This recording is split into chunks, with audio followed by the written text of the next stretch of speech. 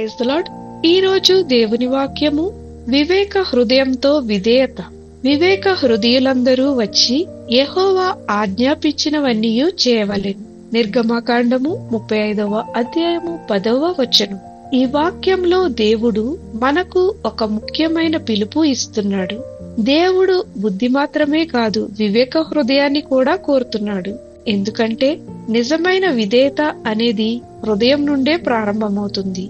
వచ్చి చేయవలెను అన్న మాటలు మనకు ఒక ఆహ్వానము. దేవుని పని కోసం పిలుపు వచ్చినప్పుడు వెనుకాడకుండా ముందుకు రావాలి. మాటలతో కాదు, కార్యాలతో దేవునికి విధేయులమవ్వాలి.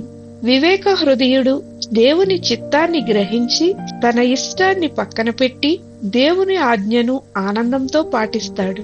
అటువంటి వారి ద్వారానే దేవుడు తన కార్యాన్ని పూర్తి చేస్తాడు.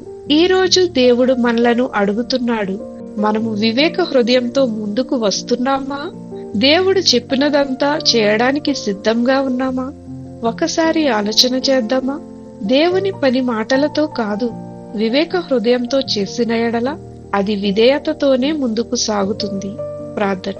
ప్రభువైన యేసు, మేము ఎల్లప్పుడూ నీ మాటకు లోబడి విధేయతతో నీ పనిని చేయుటకు మాకు సహాయము దయచేయమని యేసు నామమున అడుగుచున్నాము తండ్రి.